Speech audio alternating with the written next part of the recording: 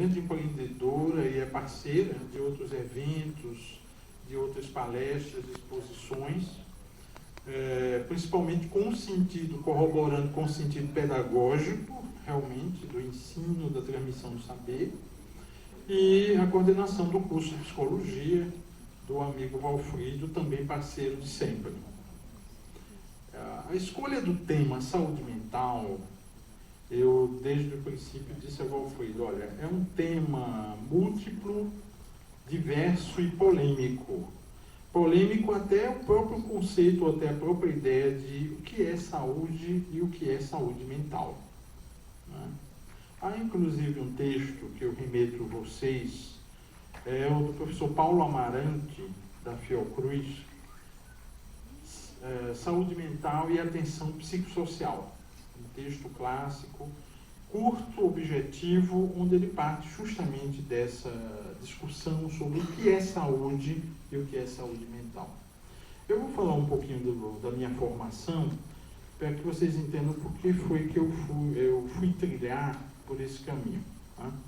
Inicialmente eu venho de uma formação bastante ortodoxa, rígida, que é a medicina. Então, desde cedo, a minha preocupação, meu interesse era a psiquiatria. E fazendo medicina na Universidade Federal de Pernambuco, estamos agora prestes a completar 30 anos de conclusão do curso de graduação, o que me dá uma experiência razoável, mas ainda muito longe de ser pretensioso, de dizer que domino este ou aquele conhecimento.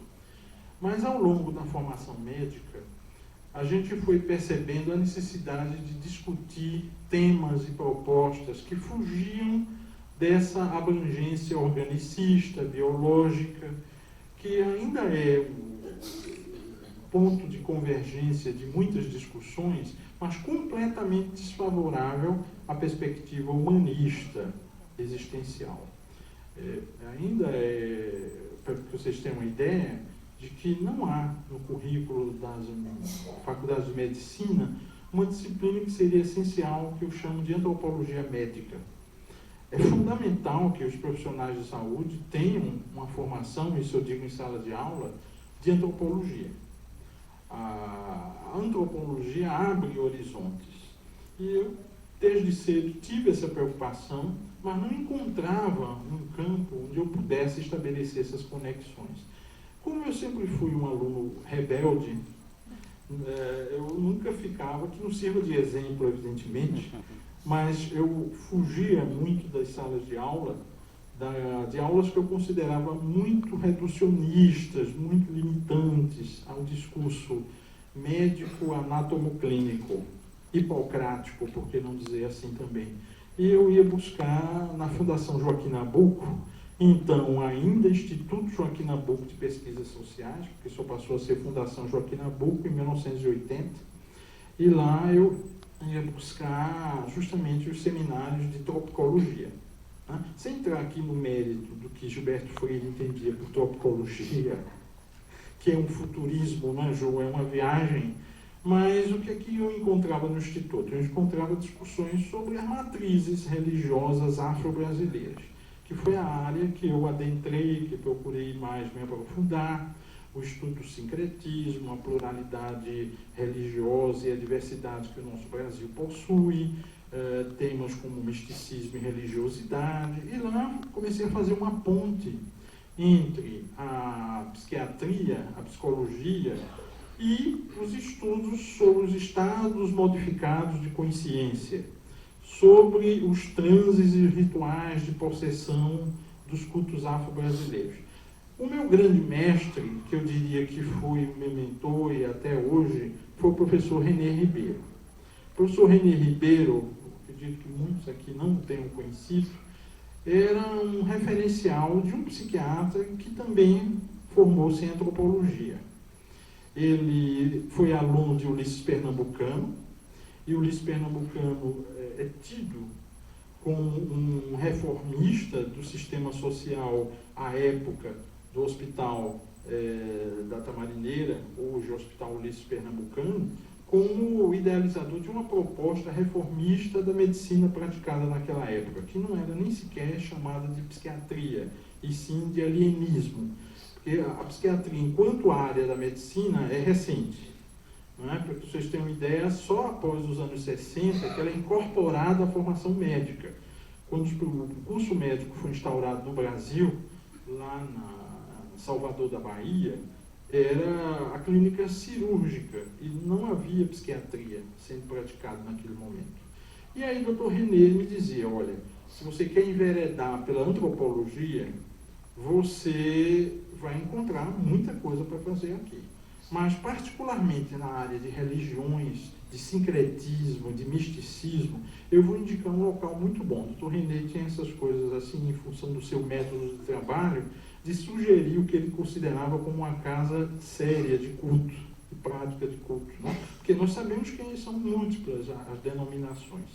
E ele me indicou naquela época, no final dos anos 80 aproximadamente, uma casa Xambá, etnia Xambá, que eu fui descobrir lá na Zona Norte, divisa entre Recife e Olinda, uma casa onde eu podia fazer uma pesquisa de campo, que eu queria utilizar um método que ao mesmo tempo fosse validado pela psiquiatria e validado pelas ciências humanas.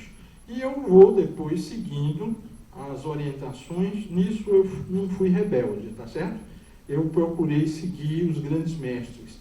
Fui seguindo os conselhos do professor René Ribeiro, que me abriram as portas. Eu acho que eu nunca fiz tão bem em usar o nome, no bom sentido, do René, porque, doutor René me encaminhou, eu disse, justamente, olha, meu filho, fica aqui à vontade, faça as entrevistas que você quer fazer, converse com os filhos e filhas de santo, faça todas as investigações do famoso método etnográfico, observação participante e tudo desse gênero. E aí eu encontrei sentido para a minha prática médica tradicional. Minha prática médica se resumia unicamente em consultar, né, rotular, diagnosticar. A época era a CID-9, a 9ª revisão da classificação internacional da OMS, mas e a parte medicamentosa que eu sempre abominei. Eu nunca tentei reduzir o ser humano, e acho que isso é um absurdo, né? Reduzir a um rótulo, a um diagnóstico e a um medicamento, a contenção química, ou, como se diz, a camisa de força química. E a antropologia me abriu as portas para avaliar toda essa construção médica, hospitalocêntrica, o método anatomo-clínico hipocrático, e fazer uma verdadeira revisão do que eu tinha aprendido. E esses primeiros contatos eu ainda fiz na graduação. Ia procurar o Dr. René no Sanatório Recife, eu ia, de onde ele foi diretor, e uma vez eu cheguei com a Revista Brasileira de Psiquiatria, e perguntei, Dr. René, o que é psiquiatria transcultural? Que não é a mesma coisa que psiquiatria cultural ou etnopsiquiatria. Ele me deu as explicações necessárias para aquele momento, e eu fui procurar os autores, fui ler mais. Ora, de um certo momento eu me vi muito sozinho, porque eu não tinha, fora do Dr. René, nenhuma orientação na minha área clássica, de onde eu parti, que era a medicina. E aí eu precisava sempre recorrer a ele. Lamentavelmente, Dr. René nos deixa perplexa toda a sociedade acadêmica em dezembro de 1990, quando sofre um acidente que o vitimou e vitimou sua esposa Beatriz. Para vocês terem a ideia, Beatriz tinha sido datilógrafa de Ulisses Pernambucano. Era um museu vivo, né? Porque se o René Ribeiro era o seu discípulo, um dos mais próximos, a Beatriz era a secretária do homem, né? Então a gente estava, quando eu ia tomar algumas orientações lá na residência dele, vizinho a Dom Helder, né, na Rua das Fronteiras, Dr. René me atendia na sala. Tinha um ciúme da biblioteca dele, que eu nunca cheguei a conhecer em vida. Porque tudo que ele dizia, você está precisando de algum livro? Pô, fique aqui sentado, que eu vou buscar esse livro lá. Eu herdei um pouco desse ciúme e hoje isso eu faço com os meus. Eu só mando as fotos, tá certo? Não mando os livros, só as fotos. E Dr. René, eu sabia que ele tinha uma biblioteca impressionante. Ele tinha sido, inclusive, presidente da Associação Brasileira de Antropologia. Nos últimos meses de vida, sem o saber, lógico, ele dizia, olha, hoje eu não quero mais nada, nem com antropologia, nem com psiquiatria. Eu quero apenas publicar meus textos. Ele era avesso a todas as polêmicas de discussão à época sobre ecologia, sobre o indigenismo, e negava participar de todos esses encontros. E quando se aposentou da universidade, foi ele que fundou a pós-graduação em antropologia, se enclausurou muito. E para a gente encontrá-lo, tinha que ir na residência mesmo, né? Mas aprendi muito. Com o falecimento do Dr. René e da Beatriz, foi uma tragédia para todos nós, então eu vou me valer de outro grande mestre, que não tinha formação na medicina, mas que me complementou com todos os saberes acadêmicos que ele possuía, enquanto sociólogo, filósofo e antropólogo, o professor Roberto Mota, que era muito amigo do René, mas ele não podia me dar assistência naquele momento do meu trabalho sobre a investigação etnográfica lá do Xambá, que eu queria justamente avaliar o que é que chamavam de doença mental presente nos membros, nos adeptos dos cultos afro-brasileiros. Ou seja, era o transe uma manifestação histérica, como dizia o Raimundo Nina Rodrigues? Era o transe uma manifestação possessiva, fetichista, como dizia o Arthur Ramos? Era a escola que tinha me sido apresentada. E eu tinha que encarnar um pouco dos personagens, Ulisses Pernambucano, René Ribeiro e agora o Roberto Monta, tentando traduzir isso aí, das escalas valorativas da medicina, agora com um valor relativista da cultura. Então, eu tinha que casar a psiquiatria e a medicina com a antropologia. Esse foi o grande desafio, mas eu pretendi, né, eu aqui não posso dizer que eu consegui resolver, mas pretendi ter ido adiante justamente quando fiz essas investigações, aquelas entrevistas, depois fui discutir no plano teórico o que seria realmente o relativismo cultural, o que seria o transe de possessão afro-brasileiro e coisas desse tipo. O encontro que eu vou ter logo depois, já depois do René, já depois do Roberto, o terceiro nome que vai me aparecer no campo vai ser o François Laplantine, antropólogo francês, brasilianista, daqueles que deixam amar livremente, espontaneamente pelo Brasil, se seduzir pelo Brasil, e vinha sempre fazer palestras, e como fala bem o português o Laplantine. É autor de alguns livros como Aprender Antropologia e Aprender Etnopsiquiatria, os dois publicados pela editora Brasiliense. O Laplantine eu conheci aqui em Recife, no primeiro momento, e aí depois ele chega e me faz um convite. Você não gostaria de fazer um desdobramento desse tema lá em Lyon comigo? Eu disse, bom, não tem candomblé em Lyon, né? Mas eu teria um espaço para discutir no Centro de Pesquisas Etnológicas e Antropológicas a temática teórica, o tema teórico, aprofundando numa tese de doutorado.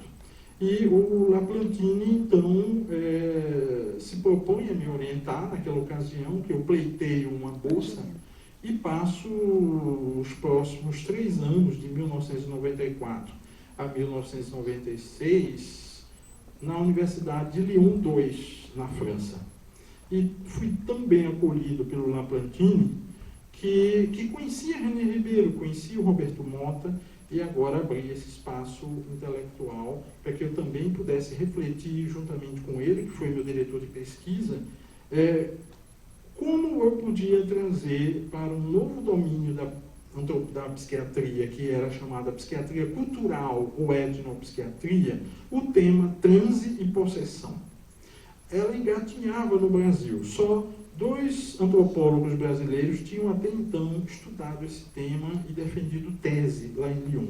Adalberto Barreto e Antônio Mourão Cavalcante. 2 psiquiatras, professores da Universidade Federal do Ceará, que fizeram doutorado com Laplantine, trabalharam o tema da etnopsiquiatria, sendo que a vertente deles foi sobre a festa de São Francisco do Canindé. E eu agora estava chegando com os cultos afro-brasileiros. Mas sempre essa proposta Laplantine abraçava muito bem. E eu ia deixando, não secundariamente a psiquiatria, mas eu ainda estava para fazer essas pontes, porque eu não sabia como que na prática eu ia ter alguma possibilidade de clinicar. E não especulava nesse momento a docência, minha experiência docente só vem posteriormente, mas como é que eu vou traduzir essa perspectiva para a clínica? Como é que eu vou levar para a prática antropologia e psiquiatria? E aí eu começo a observar na França um trabalho extraordinário, formidável, que ainda não se implantou no Brasil, que é o Hospital Etnopsiquiátrico, ou Hospital Psiquiátrico Cultural, como é a tendência mais moderna. Existe na cidade de Bobigny, ligada à Universidade de Paris 7, que atualmente foi dirigida durante muito tempo por um psicólogo egípcio chamado Tobi Natan, que era referência para esses estudos, inspirado na escola de Georges Devereux, que foi o grande fundador da etnopsiquiatria, um modelo onde os alunos que lá chegavam faziam uma formação em etnopsicologia, etnopsicanálise e etnopsiquiatria e iam atender, iam para a prática da clínica, levando toda essa formação, toda essa bagagem cultural. E eu tive, inicialmente, na condição de observador, porque, embora minha formação estava em Lyon, mas nas horas vagas eu dava um saltinho lá em Bobigny, que fica a 30 minutos de Paris, aproximadamente, para ver como é que funcionava o serviço que era dirigido pelo professor Tobi Natan, à época. Hoje, esse serviço, Tobi Natan não está mais na França, esse serviço hoje é dirigido pela psiquiatra Rose Marie Moreau, que é, inclusive, a editora-chefe da revista que eu recomendo para vocês, para quem se interessa por essa área, é o Outro, L'Autre. É uma revista que vocês podem chegar lá no site e baixar, lá, L'Autre, L-A-O-T-R-T, o Outro, e ver matérias, até as condições de assinatura, porque é uma das poucas revistas no mundo que dedica espaço para cultura e personalidade, aquela forte e famosa escola do Ralph Linton, do Abraham Gardner e Margaret Mead e outros. E a revista L'Autre é uma revista excelente. Tudo isso eu desconhecia porque isso nada era praticado no Brasil. Né? E isso me aproxima muito, me dá vontade de, quando eu voltasse para o Brasil, findando a minha bolsa, né? Porque o meu único vínculo era uma bolsa. Eu tinha feito uma rápida formação em língua francesa com mestres da Aliança Francesa do Recife, para pleitear a bolsa do governo brasileiro para poder residir em Paris, em Lyon e Paris durante esse tempo. Mas eu não tinha outro recurso que me possibilitasse passar esse tempo lá. Né? Mas me foi extremamente útil pelos contatos, por participar de congressos, conhecer os colegas e ser orientado pelo Laplantine, que me permite, então, voltar ao Brasil com essa formação para voltar para a clínica, e não na docência, que então eu ainda não tinha enveredado. Chego e vou para a clínica, mas a grande dificuldade da clínica sociocultural, da clínica da psicologia cultural e da psiquiatria cultural é justamente o embate com a indústria farmacêutica. Vocês sabem que o grande lobby da indústria farmacêutica no Brasil, no mundo, mas eu diria que estamos numa região onde o organicismo plana de uma forma quase que absoluta. Eu nunca tive aproximação com meus pares, com meus colegas de formação médica da Universidade Federal de Pernambuco, justamente, com todo o respeito, pela linha de pensamento, pela abordagem, pela orientação teórica e, acima de tudo, pela determinação em assumirem uma prática biológica organicista. Pasmem vocês que chegou-se a criar no Brasil uma sociedade brasileira de psiquiatria biológica. E aí eu dizia, mas ela tem sido praticada de outra forma até hoje? ou seja, reduzindo o ser humano a uma máquina e tentando medicalizá-lo e contê-lo por camisa de força química, não que também enveredemos por um discurso radicalizante de negar os princípios ativos das formulações farmacêuticas. Eu também não faço esse radicalismo, esse reducionismo.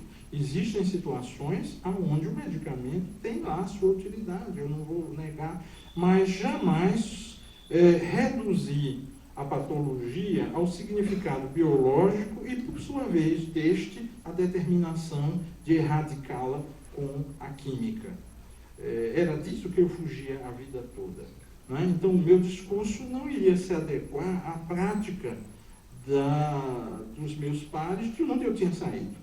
Curiosamente, muitos que me encontravam perguntavam: qual o seu interesse em fazer antropologia? Porque se você seguiu uma área que nada tem a ver, veja, nada tem a ver com a medicina. E eu ficava sem entender por que eles não conseguiam perceber a importância da humanização do discurso e a importância dessa prática da antropologia clínica, da psicologia cultural. E depois de algum tempo tentando me privar desse assédio e dessa sedução da indústria farmacêutica, eu tive que trilhar meus próprios caminhos, me furtando a esse exercício incongruente com a minha formação.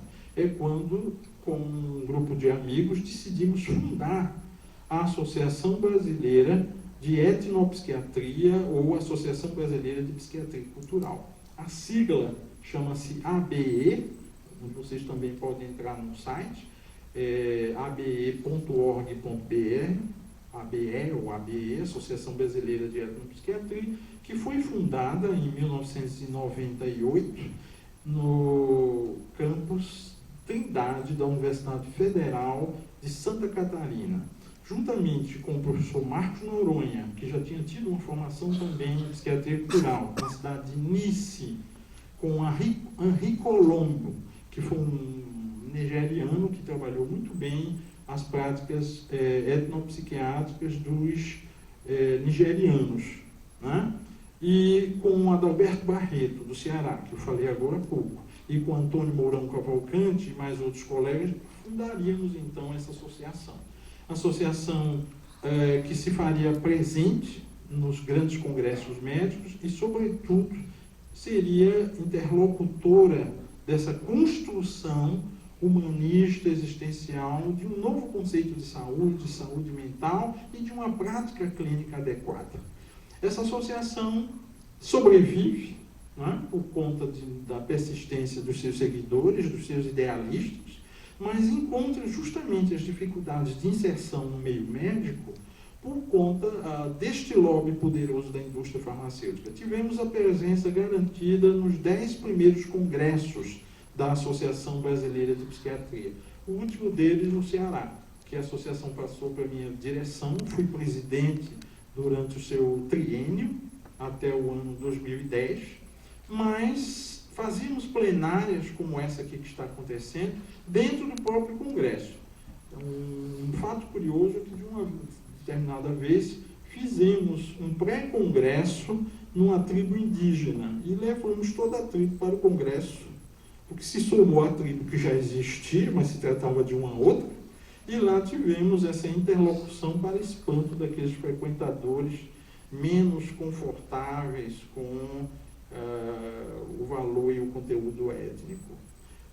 Recentemente estamos fora da Associação Brasileira, porque a nova direção disse o seguinte: não há por que manter uma sociedade como a ABE, Associação Brasileira de Etnopsiquiatria, quando cultura já é um assunto tratado fora daqui, em congressos de sociologia, reuniões brasileiras de antropologia da ABA, que é a Associação Brasileira de Antropologia. Então, para que trazer isso para congressos médicos? E aí nos sentimos banidos, excluídos desse espaço, perdemos esse espaço de interlocução, e as pessoas ainda hoje nos escrevem, mandam e-mails perguntando: e cadê os congressos de vocês? Cadê as mesas redondas e os simpósios?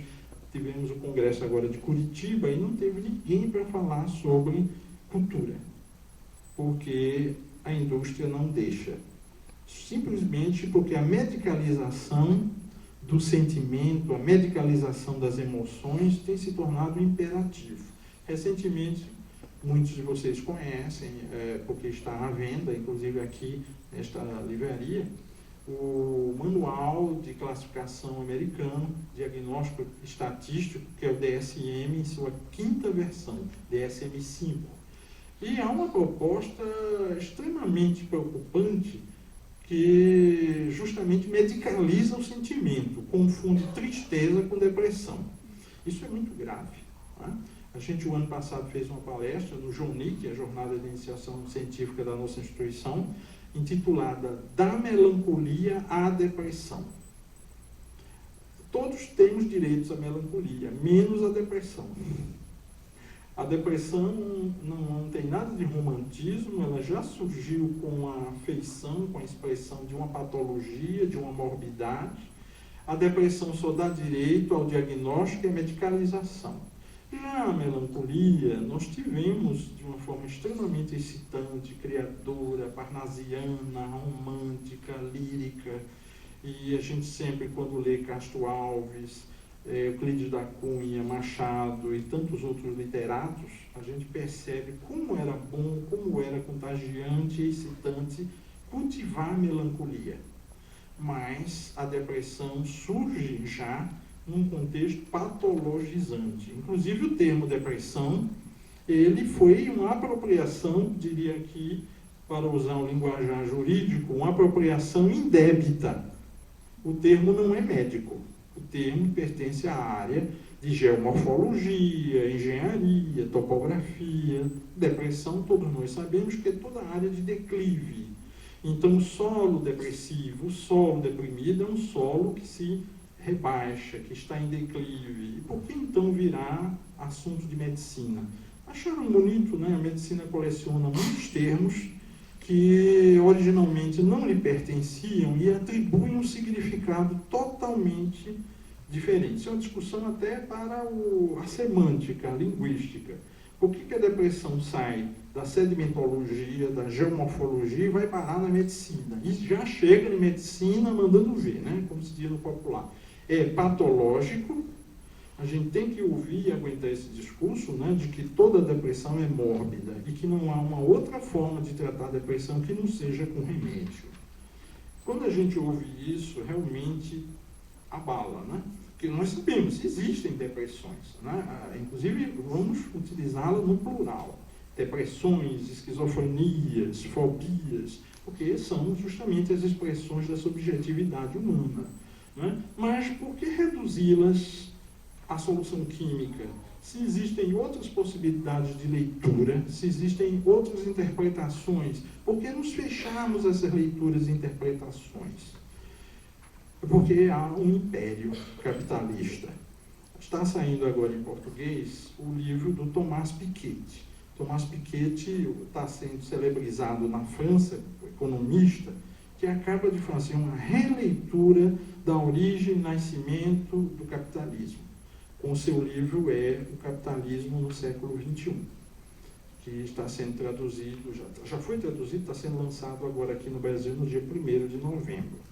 Eu tive a oportunidade de lê-lo já assim que ele saiu em francês, e o Thomas Piketty justamente aprofunda a ideia de que o capitalismo, massivamente, como está sendo apregoado pela malfadada globalização, que não considera as variantes socioculturais, passa como um rolo compressor, destruindo tudo que tem pela sua frente, ele ainda patrocina essa ideia de que você só vai ficar bom de uma doença se tomar remédio e se consumi-lo durante, né, a perda de vista, anos-luz. Então, essa dependência apregoada não só sustenta uma classe médica que se beneficia desse sustento, mas, sobretudo, a expressão, não é, da redução ao patológico, que, inclusive, não é a origem da expressão pathos, que nada tem a ver com doença. Né? Pathos são paixões, emoções. Eu digo isso em sala de aula, que a psicopatologia não deveria ser o estudo das doenças, e sim o estudo das expressões dos sentimentos, das paixões, das emoções. E quem se apropriou também da psicopatologia, patologizando para virar um trocadilho, foi a própria medicina. Foi o alienismo antes de ser psiquiatria e coisas desse tipo. Então, rapidamente aqui, eu descrevi para vocês porque hoje eu estou aqui falando dessa forma, me situando neste campo de fenomenológico, porque escolhi essas veredas, né? E porque estou quase que teimosamente percutindo esses ensinamentos em sala de aula e não necessariamente na clínica, de onde me retirei há alguns anos. Não só por encontrar na expressão da docência uma forma mais prazerosa, mas sobretudo porque não vou ficar como um eterno combatente desse lobby que nos reduz ao modelo clássico de um capitalismo que não deve existir mais. A saúde mental surge, então, neste bojo de discussão. O conceito primário da Organização Mundial de Saúde, que deve sempre ser criticado, reavaliado e desconstruído, é aquele de 1951. Né? É um completo estado de bem-estar físico, psíquico e social, e não apenas a ausência de doença. Né? Recentemente fizemos aí com a turma do 9º período uma discussão dessa em sala de aula. Como você pode e deve criticar um conceito como este? O mínimo que você deve considerar não é totalitário, mas, acima de tudo, entender em que contexto ele surge. Ele surge no pós-guerra, numa sociedade esfacelada, numa sociedade multifacetada, porém sem um líder. E o jogo da liderança, o neocolonialismo e o imperialismo vai, então, ditar normas, inclusive de saúde. Vamos estabelecer padrões inatingíveis de saúde, totalmente excludentes, para podermos tomar conta de um contexto e agora sim dizermos quais as soluções mais imediatas, quais as soluções mais práticas que devem ser perseguidas e atendidas. Então, é uma condução que passa muito longe daquela ideia que vai nos proporcionar um bem-estar, melhores dias, ou como foi lançada por ocasião de um antidepressivo, trazer a felicidade. Chegou-se a falar numa pílula da felicidade, né? Numa felicidade consumista, ou como diria o Lipovetsky, no hiperconsumo, uma sociedade consumista para buscar a felicidade então inalcançável, que pelo menos seja pelo viés da química. A proposta que Valfrido falou é uma proposta extremamente rica, inicialmente de termos publicado este livro, um trabalho em conjunto com diferentes colegas que nos deram prazer desta leitura ampla de novas abordagens, múltiplos olhares em psicologia, porque na verdade aqui são diferentes abordagens da psicologia, mas, acima de tudo, com compreensões diferentes. Este livro marcou o início de uma publicação em série, cujo próximo volume já está agendado para o primeiro semestre de 2015. Eu sei que muitos de vocês já tiveram contato com esta obra nos pré-lançamentos, né? Desde o Libertas, o espaço terapêutico Libertas, a própria instituição ao qual pertencemos, o Rio de Janeiro, um lançamento internacional, que foi um congresso de sexologia em Lisboa, que o Valfrido pôde levar a obra, e agora aqui nesta casa, na Livraria Cultura. Então, é uma proposta fundamental entender as diferentes construções da psicologia. Entender como a psicologia, que se torna muito mais rica que a medicina, se a gente pode nos permite dizer assim, por fazer uma leitura abrangente, plural, diversa, entendendo todos os significados de todas as leituras eventuais e possíveis da alma humana.